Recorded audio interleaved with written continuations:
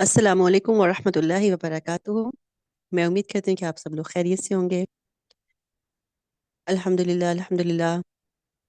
ہمارا یہ جو سیرت کورس ہے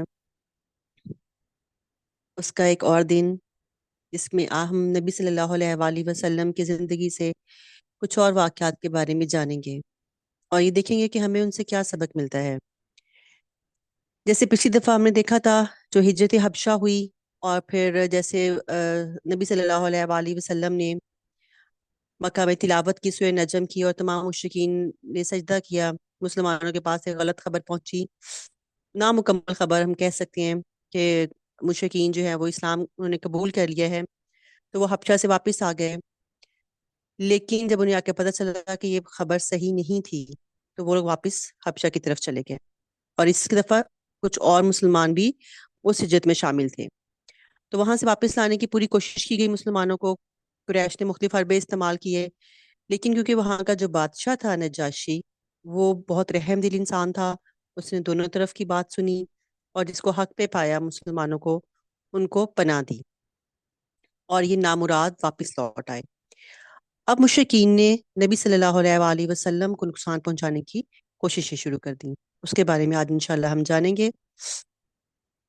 نحمد و نصلی علی رسول الکریم، اما بعد، فاعوذ باللہ من الشیطان الرجیم، بسم اللہ الرحمن الرحیم۔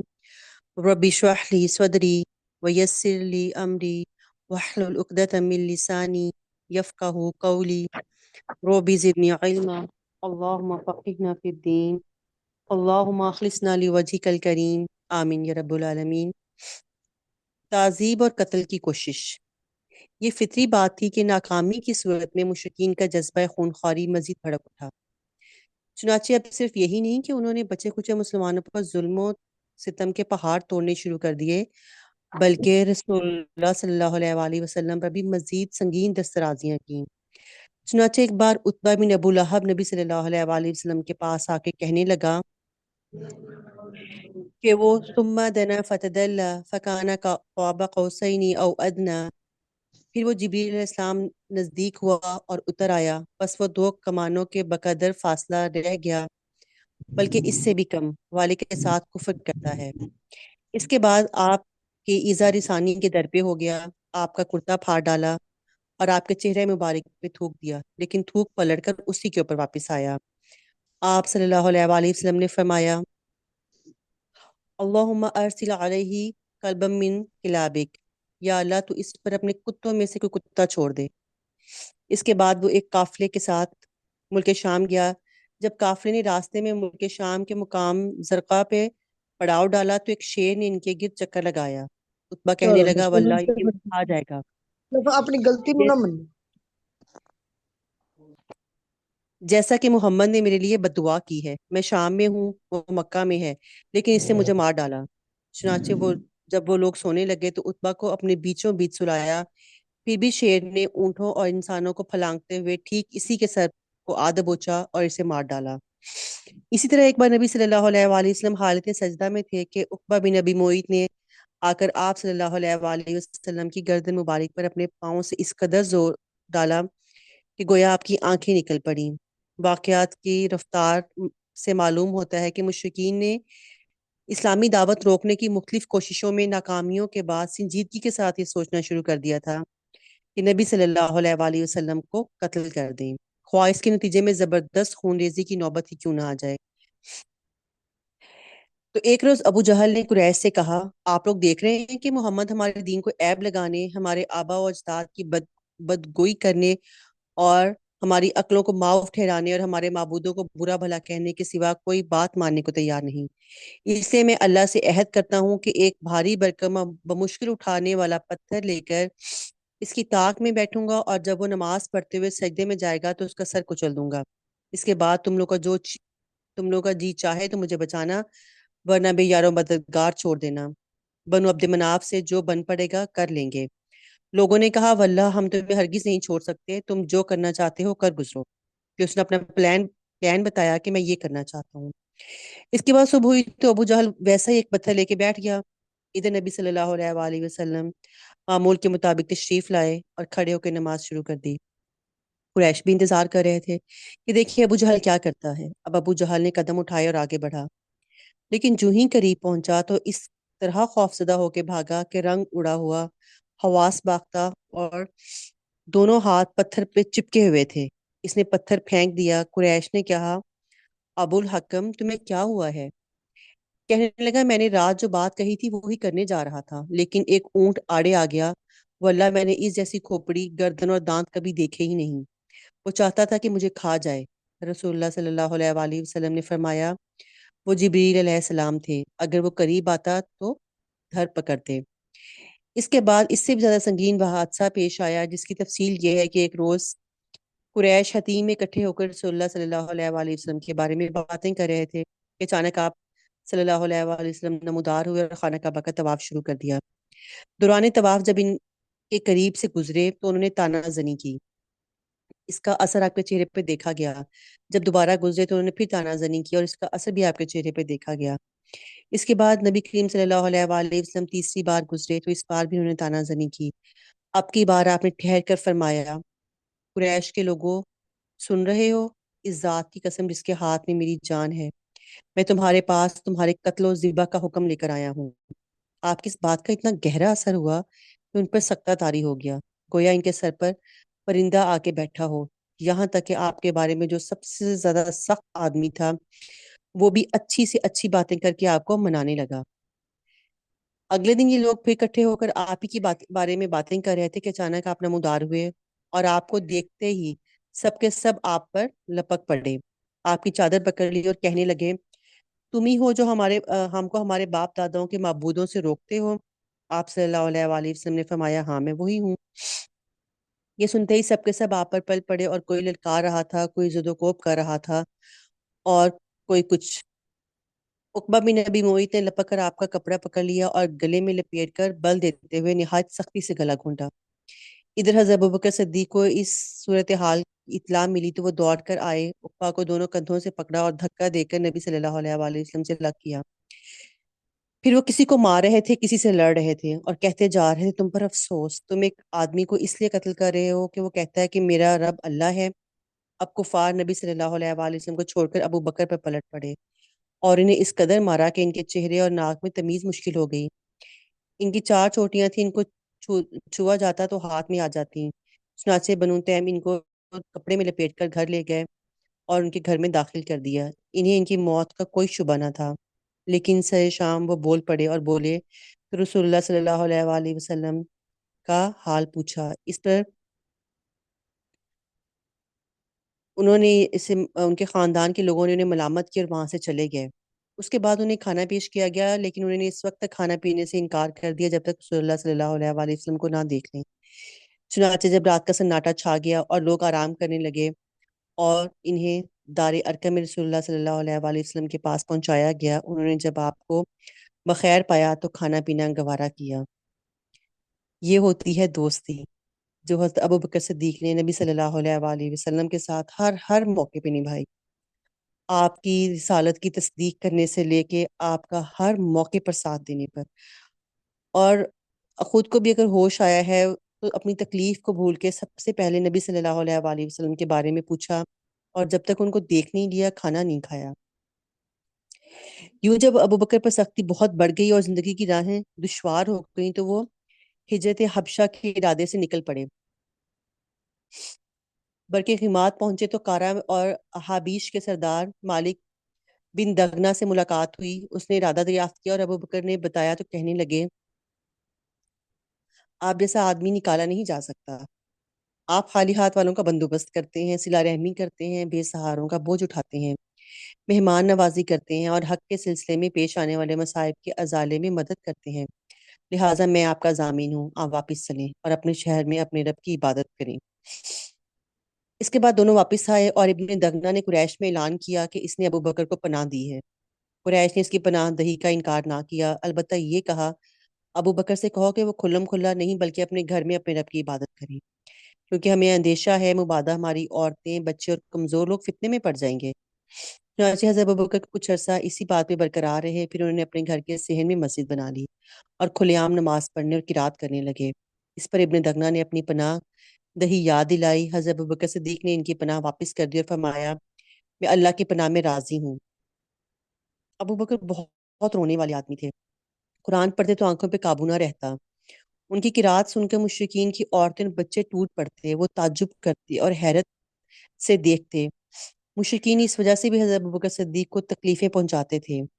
انہی سنگین حالات سے رسول اللہ صلی اللہ علیہ وآلہ وسلم مسلمان گزر رہے تھے۔ ایسے واقعات پیش آئے جن کے نتیجے میں قریش کے دو جانباز سرفروش مسلمان ہو گئے، اور ان کی قوت کے سائے میں مسلمانوں نے بڑی راحت پائی۔ وہ ہے رسول اللہ صلی اللہ علیہ وآلہ وسلم کے چچا حمزہ بن عبد المطلب اور حضرت عمر بن خطاب۔ حضرت حمزہ وہی ہیں جو آپ صلی اللہ علیہ وآلہ وسلم کے رضائی بھائی بھی تھے۔ حضرت حمزہ کا قبول اسلام، ان کے اسلام لانے کا واقعہ یوں ہے کہ ایک دن ابو جہل کوہ صفا کے نزدیک رسول اللہ صلی اللہ علیہ وآلہ وسلم کے پاس سے گزرا تو اس نے آپ کو تکلیف پہنچائی۔ کہا جاتا ہے کہ اس نے آپ کے سر پر ایک پتھر دے مارا جس سے خون بہہ نکلا۔ وہ خانہ کعبہ کے پاس قریش ایک مجلس میں جا بیٹھا۔ عبداللہ بن جدعان کی ایک لونڈی کو صفا میں اور واقع اپنے مکان سے یہ سارا منظر دیکھ رہی تھی۔ تھوڑی دیر بعد حضرت حمزہ کمان حمائل کیے شکار سے واپس تشریف لائے تو اس نے سارا واقعہ کہہ سنایا۔ حضرت حمزہ دوڑتے ہوئے ابو جہل کے سر پہ جا سوار ہوئے اور بولے، ارے او باد شکم چھوڑنے والے، تو میرے بھتیجے کو گالی دیتا ہے، حالانکہ میں بھی اسی کے دین پر ہوں۔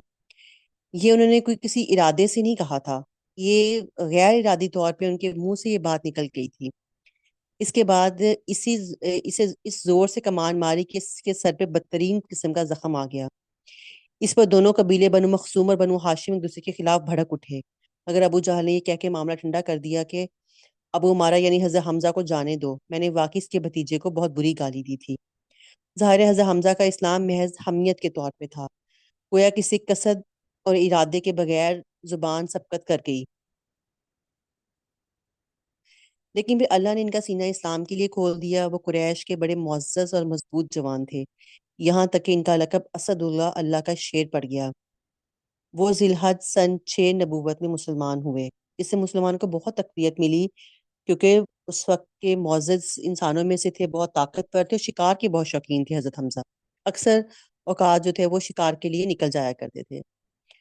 پھر حضرت عمر کا قبول اسلام، حضرت حمزہ کے اسلام لانے کے 3 دن کے بعد حضرت عمر بھی مسلمان ہو گئے، اور وہ اسلام لانے سے پہلے مسلمانوں کے خلاف بہت سخت گیر تھے۔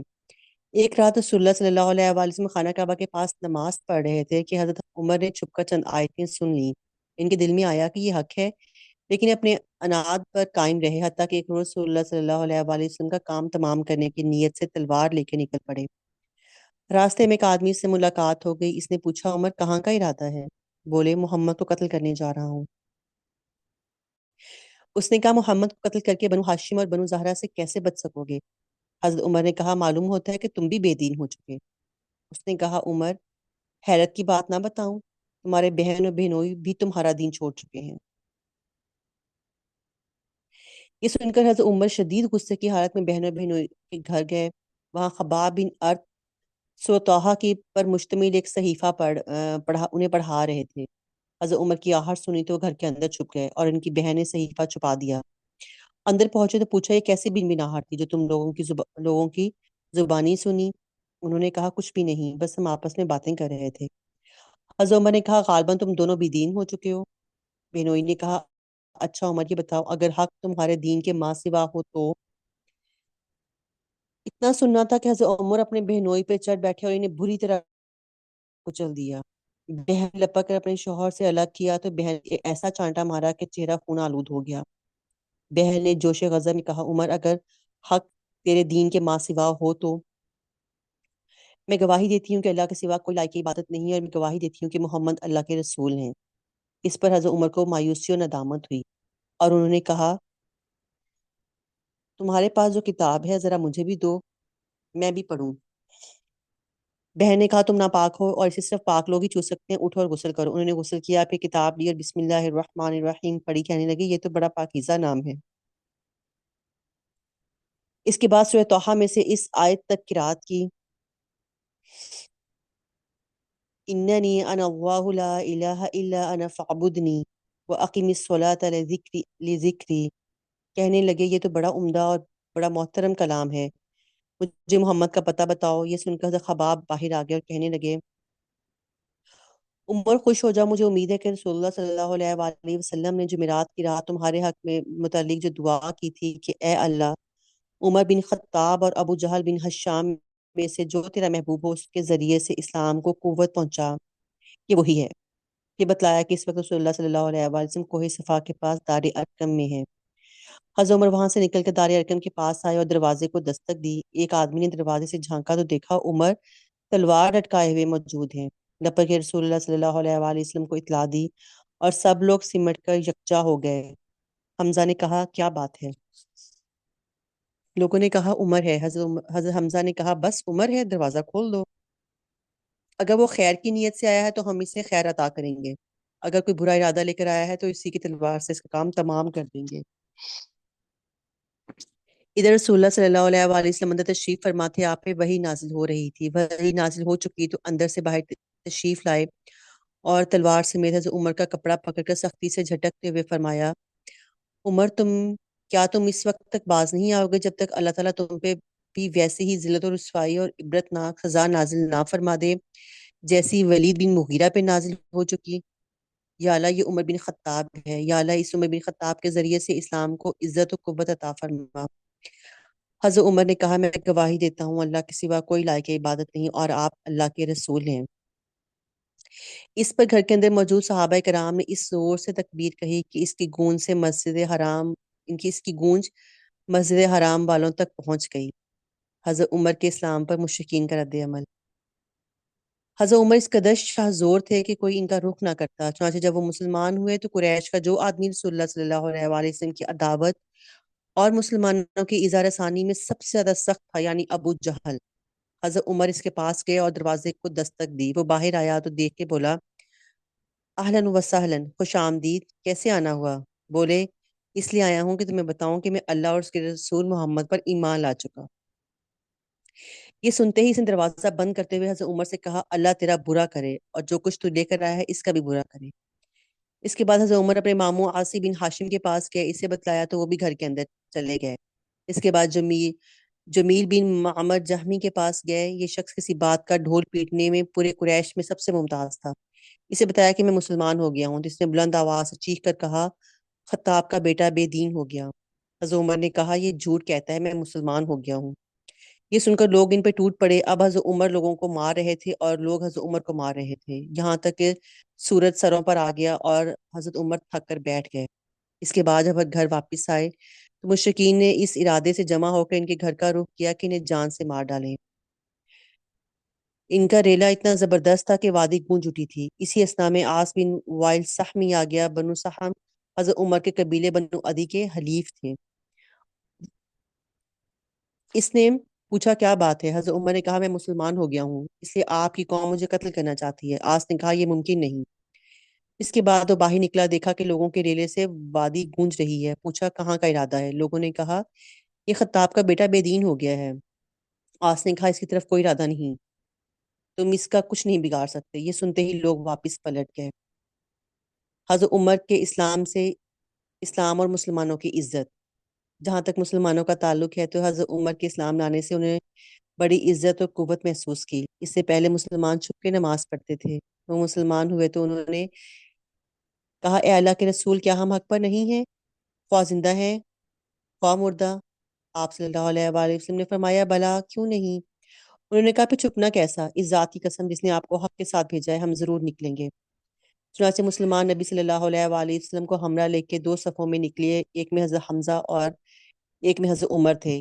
ان کے چلنے سے چکی کے آٹے کی طرح ہلکا ہلکا غبار اٹھ رہا تھا۔ یہاں تک کہ یہ حضرات مسجد حرام میں داخل ہوئے، قریش نے دیکھا تو ان کے دلوں پر ایسی چوٹ لگی کہ اب تک نہ لگی تھی۔ اسی وجہ سے حضرت عمر کا لقب فاروق پڑ گیا۔ حضرت ابن مسعود کا بیان ہے جب سے حضرت عمر نے اسلام قبول کیا ہم برابر طاقتور اور باعزت رہے۔ انہوں نے یہ بھی فرمایا کہ ہم خانہ کعبہ کے پاس نماز پڑھنے پہ قادر نہ تھے یہاں تک کہ حضرت عمر نے اسلام قبول کیا۔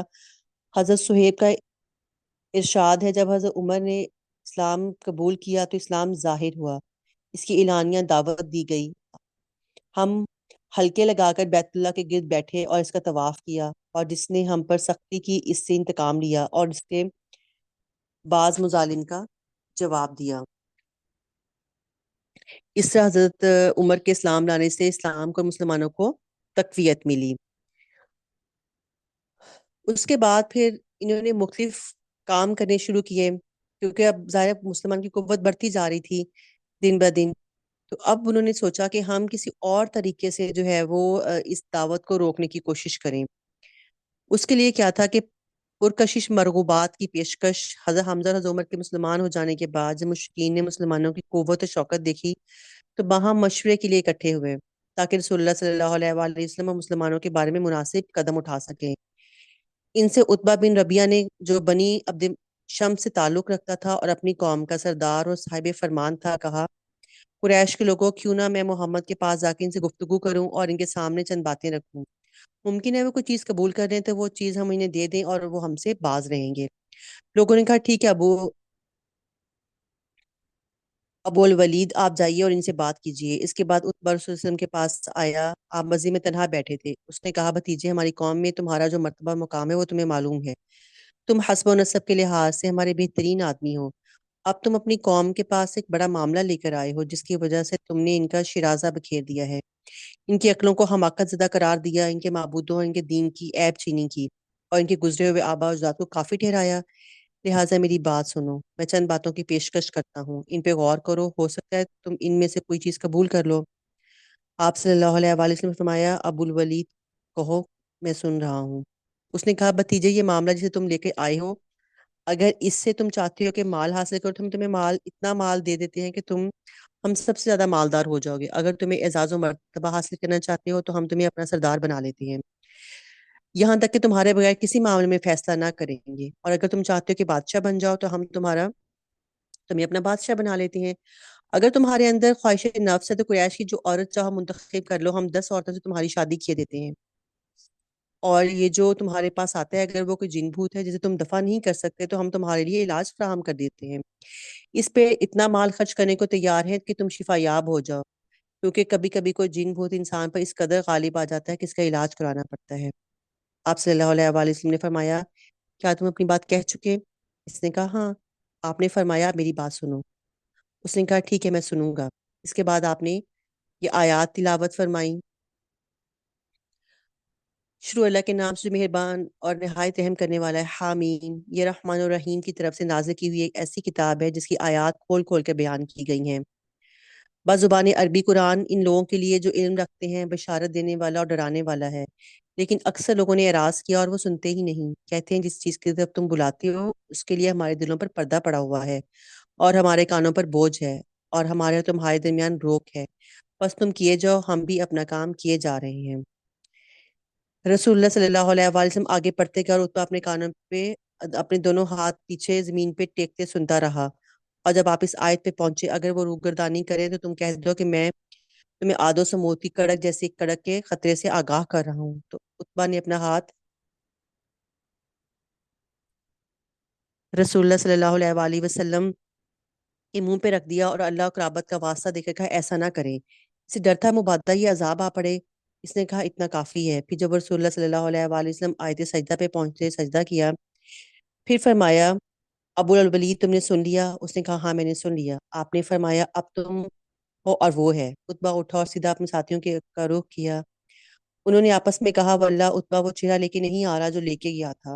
پھر جب اتبا ان کے درمیان آ بیٹھا تو انہوں نے کہا: پیچھے کیا پیچھے کی کیا خبر ہے؟ اس نے کہا: پیچھے کی خبر یہ ہے کہ میں نے ایک ایسا کلام سنا ہے، واللہ میں نے ویسا کلام کبھی نہیں سنا، واللہ نہ وہ شعر ہے، نہ جادو، نہ کہانت۔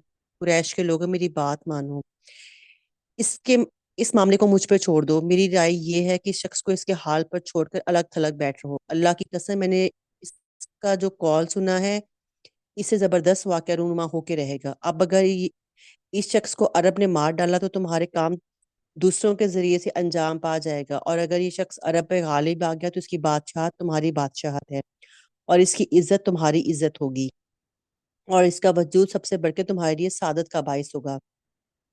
لوگوں نے کہا: واللہ اس نے تم پہ بھی جادو کر دیا ہے۔ اس نے کہا: اس شخص کے بارے میں میری یہی رائے ہے، اب جو تم چاہو کرو۔